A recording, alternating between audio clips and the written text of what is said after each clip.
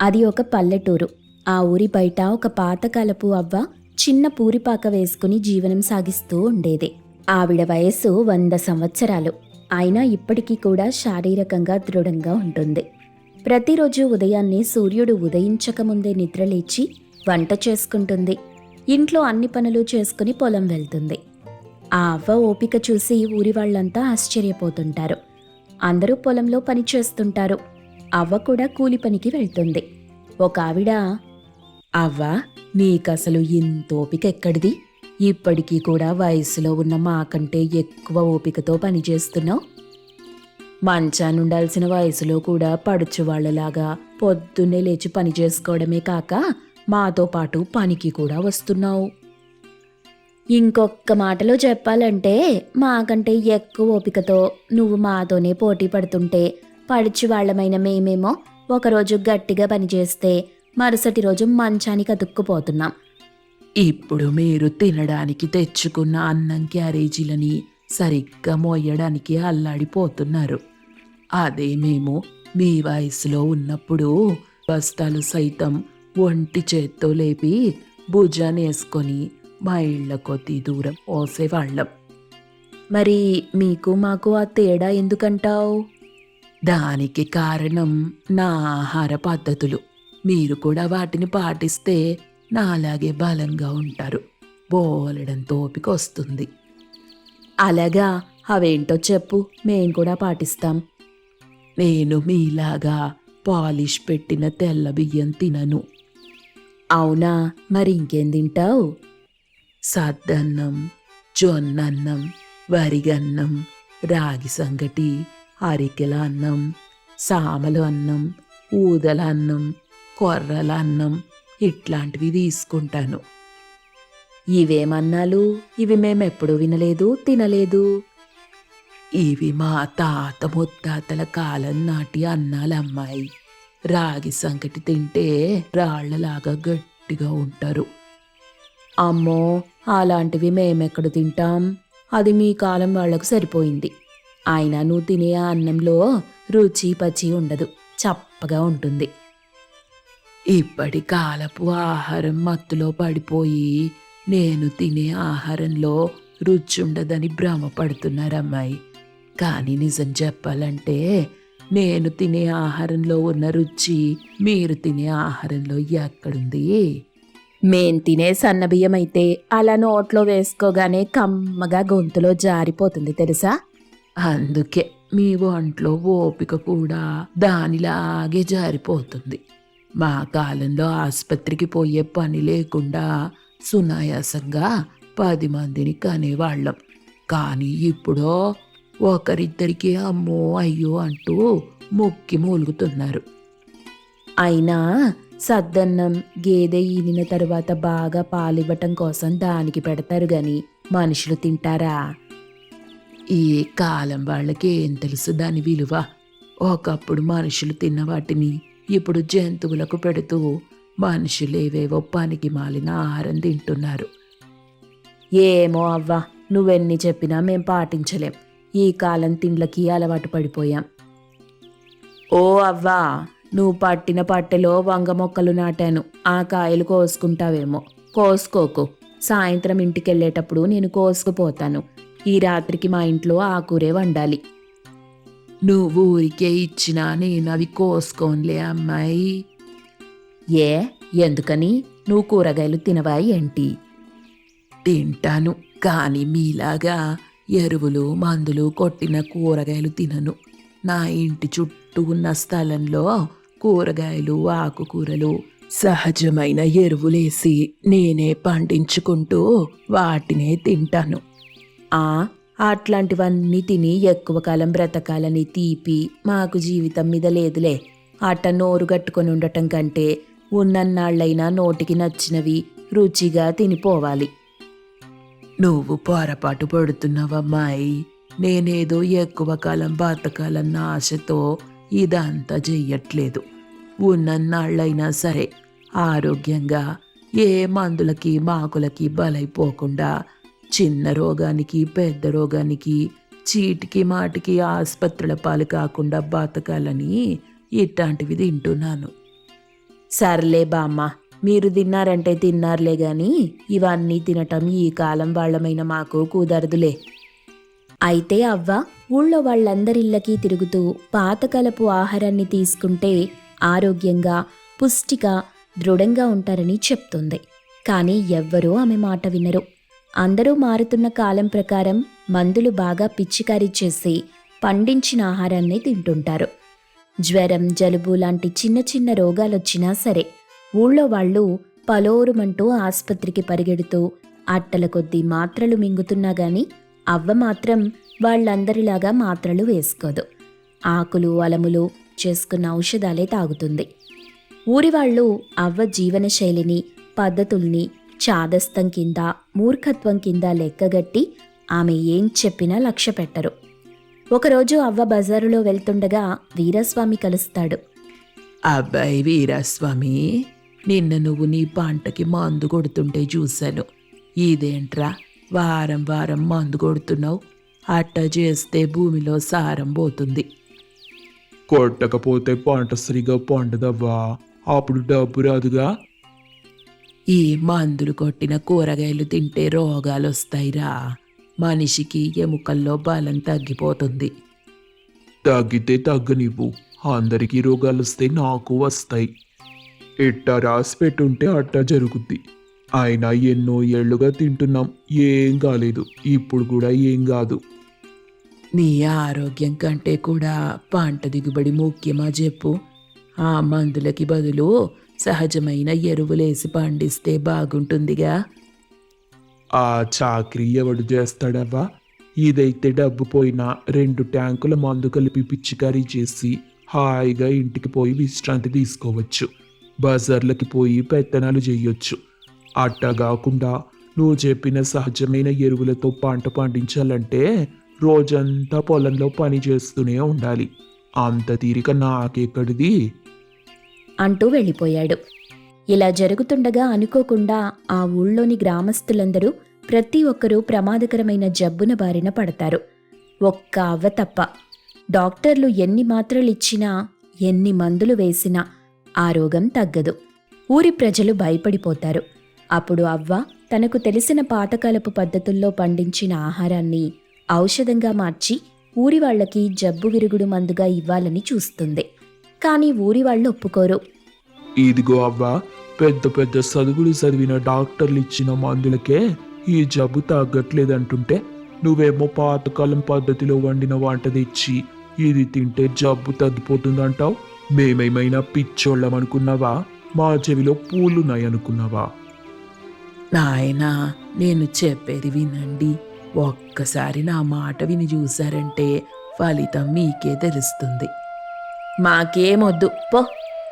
ఆ అవ్వ అంతగా చెప్తుందిగా, ఓసారి విని చూద్దాం. ఎట్టాకు ఈ మందులకి మన జబ్బు తగ్గట్లేదు. అవ్వ చెప్పినట్టు కూడా చేసి చూద్దాం. తగ్గితే తగ్గింది, లేదంటే ఎప్పట్లాగే మన మందుల్నే మనం వాడుకుందాం. చేసేదేం లేదు, మనకు వేరే దారి కూడా లేదుగా. మేము నమ్మం, నువ్వు కావాలంటే విను. అవ్వా, వాళ్ళు వినకపోతే వినకపోయారు, నేను నీ మాట వింటాను. అనగానే అవ్వ సంతోషించింది. నీకు ఖచ్చితంగా జబ్బు తగ్గుతుంది నాయనా. నా మాట మీద నమ్మకం ఉంచు. ఇదిగో ఈ ఆహారం తిను అని తాను తెచ్చిన పాతకాలపు పద్ధతిలో వండిన ఆహారాన్ని పెట్టింది. అతను తింటాడు. ఆశ్చర్యంగా 2 రోజుల్లోనే అతని జబ్బు తగ్గిపోయింది. అది చూసి ఊరివాళ్లు ఆశ్చర్యపోయారు. వాళ్లకి కూడా నెమ్మదిగా అవ్వపై నమ్మకం కలిగింది. అవ్వ మాట వింటారు. ఆవిడ పాతకాలపు పద్ధతిలో వండిన వంటలు తింటారు. దాంతో ఊరివాళ్లందరి జబ్బు కూడా తగ్గిపోతుంది. అప్పుడు తెలుసుకుంటారు ఊరివాళ్లు పాతకాలపు వంటల యొక్క గొప్పతనం. అవ్వకి కృతజ్ఞతలు చెప్పుకుంటారు. ఇన్నాళ్ళు అవ్వ మాట లెక్క చేయని వాళ్ల మూర్ఖత్వానికి మొహం చిన్నబుచ్చుకుంటారు. పాతకాలం పద్ధతుల్లో వండిన వంటలంటే ఈ రోజుల్లో లాగా ఒట్టి కడుపు నింపుకునేవే కాదు నాయనా. వాటిలో ఆరోగ్యానికి సంబంధించిన ఎన్నో ఔషధ గుణాలుంటాయి అని వాళ్లకి హితబోధ చేస్తుంది అవ్వ. ఆ రోజు నుండి ఊరివాళ్లు కూడా అవ్వ మాట ప్రకారం పాతకాలపు పద్ధతుల్లో వంటలు చేయటం మొదలెడతారు. రాజుల లంక అనే గ్రామం ఉంది. ఆ గ్రామంలో వీరభద్రం అనే ఒక గుమాస్తా ఉండేవాడు. వీరభద్రం చాలా నిజాయితీపరుడు మరియు కష్టపడి పనిచేసేవాడు. ఊరిలోని పెద్దలందరికీ అతనంటే చాలా గౌరవం. ఎవరికి ఏ సహాయం కావాలన్నా ముందుండేవాడు. వీరభద్రం, ఎక్కడికెళ్ళొస్తున్నారు? రామయ్య, ఊరి చివరున్న వెంకటేశ్వర్లు గారికి కాస్త సాయం చేయడానికి వెళ్ళొస్తున్నాను. ఆయన పొలాల్లో నీళ్లు పెట్టడానికి ఇబ్బంది పడుతున్నారట. మీరేం చేస్తున్నారు? ఇప్పుడే బయటకొచ్చారా? అవునండి, మా అబ్బాయికి పుస్తకాలు కొనడానికి బజార్కి వెళ్తున్నాను. ఈ మధ్య పిల్లల చదువులు కదా, ఆ మాత్రం చెయ్యాలిగా. నిజమేనండి, ఖర్చులన్నీ పెరిగిపోయాయి. అయినా పిల్లల భవిష్యత్తు కోసం తప్పదు కదా. వెంకటేశ్వర్లు గారికి సాయం చేసి నేను అటువైపు వెళ్తున్నాను. రండి, నేను కూడా అక్కడ దాకొస్తాను మీతో. అలా దారిలో మాట్లాడుకుంటూ వెళ్తే కాస్త సమయం కూడా గడుస్తుంది. మీరన్నది కూడా మంచి ఆలోచనే వీరభద్రం. పదండి, కలిసి వెళ్దాం. అలా ఇద్దరు మాట్లాడుకుంటూ వెళ్తారు. కొద్ది దూరం వచ్చాక వీరభద్రం ఇంటికొస్తాడు. రమ్య గుమ్మంలో ఎదురు చూస్తూ ఉంటుంది. వచ్చారా అండి? ఈరోజు బాగా అలసిపోయినట్టున్నారు. ముఖం కూడా అలా వాడిపోయింది. ఏం లేదు రమ్య, పొలంలో పని కాస్త ఎక్కువగా ఉంది, అంతే. మీకు కాస్త వేన్నీళ్లు పెడతాను. ఏంటో రమ్య, రోజంతా కష్టపడినా మనకు పెద్దగా మిగిలేదేమీ లేదు. ఉన్న దాంట్లోనే సంతోషంగా ఉండాలండి. ఎక్కువ ఆశలు పెట్టుకుంటే ఉన్న ఆనందం కూడా పోతుంది. మనకి చిన్న ఇల్లుంది, ఒక ఆవుంది, కొంచెం పొలం ఉంది. ఇంతకన్నా ఏం కావాలి చెప్పండి?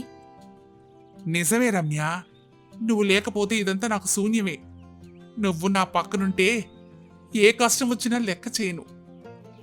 మీరు అంతేనండి.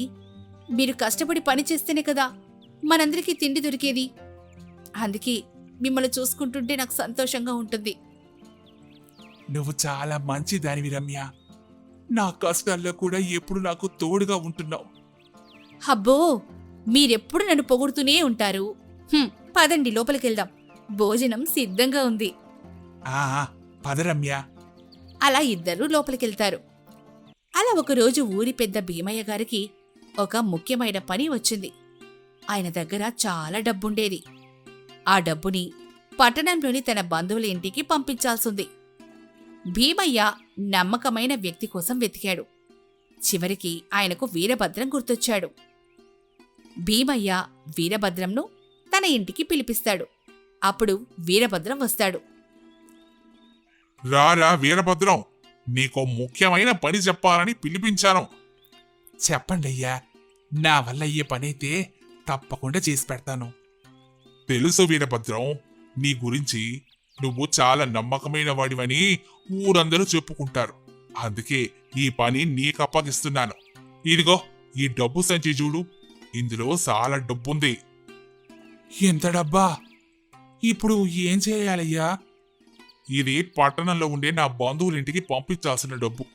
వాళ్ళకి అత్యవసరంగా ఇవ్వాలి. ఊళ్ళో నమ్మదగిన మనిషి నువ్వే కాబట్టి ఈ బాధ్యత నీకే అప్పగిస్తున్నాను. జాగ్రత్తగా తీసుకెళ్లి వాళ్ళకి అందజేస్తావా? తప్పకుండానయ్యా, మీ నమ్మకాన్ని వమ్ము చేయను. దీన్ని క్షేమంగా వాళ్ళకి చేర్చొస్తాను. కానీ ఇంత డబ్బు ఒక్కడిని తీసుకెళ్లడం కాస్త భయంగా ఉంది. దారిలో ఏమైనా జరిగితే? భయపడకీరభద్రం, నువ్వు ధైర్యవంతుడివి. నేను చెప్పిన బంధువుల ఇల్లు ఊరి చివరే ఉంటుంది. నువ్వు సాయంత్రానికల్లా తిరిగి వచ్చేయచ్చు. ఇదిగో వారి చిరునామా, జాగ్రత్తగా చూసుకో. భీమయ్య ఒక కాగితంపై రాసి చిరునామాను వీరభద్రంకి ఇస్తాడు.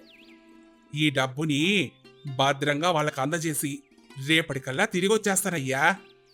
మంచిది వీరభద్రం, నీకు తోడుగా ఎవరైనా కావాలంటే చెప్పొచ్చు. వద్దండయ్యా, నేనొక్కడిని ఎలాగలను. వీరభద్రం డబ్బు సంచిని భద్రంగా తీసుకుని బయలుదేరతాడు. దారిలో ఎండ బాగా కాస్తోంది. వీరభద్రం నడుచుకుంటూ ఒక పెద్ద చెట్టు నీడకు చేరుకొని కాసేపు ఆగుతాడు. డబ్బు సంచిని కింద పెట్టి నిట్టూరుస్తాడు. అబ్బా, ఎంత బరువుందో ఈ సంచి. ఇందులో నా జీవితంలో చూడనంత డబ్బుంది. భీమయ్య నన్ను ఎంత నమ్మారు కదా. ఈ డబ్బుని క్షేమంగా చేర్చడం నా బాధ్యత. కాసేపు అలా కూర్చున్న తర్వాత అతని మనసులో ఒక ఆలోచన మెదులుతుంది. నా ఇంట్లో ఎన్ని కష్టాలున్నాయో. పిల్లలకి మంచి బట్టలు లేవు, భార్యకు ఆరోగ్యం కూడా సరిగ్గా లేదు. ఈ డబ్బులో నుంచి కొంచెం తీసుకుంటే ఎవరికి తెలుస్తుంది? నా కష్టాలు తీరితే మళ్ళీ సంపాదించి పెట్టొచ్చు కదా. అని డబ్బు సంచి వైపు చూస్తాడు. అతని ముఖంలో ఒక క్షణం పాటు దురాలోచన మొదలవుతుంది. చిచి, ఎంత నీచమైన ఆలోచన అది. భీమయ్య గారు నన్ను నమ్మి ఇంత పెద్ద బాధ్యత అప్పగిస్తే నేనేంటి ఇలాంటి ద్రోహం తలపెట్టడం?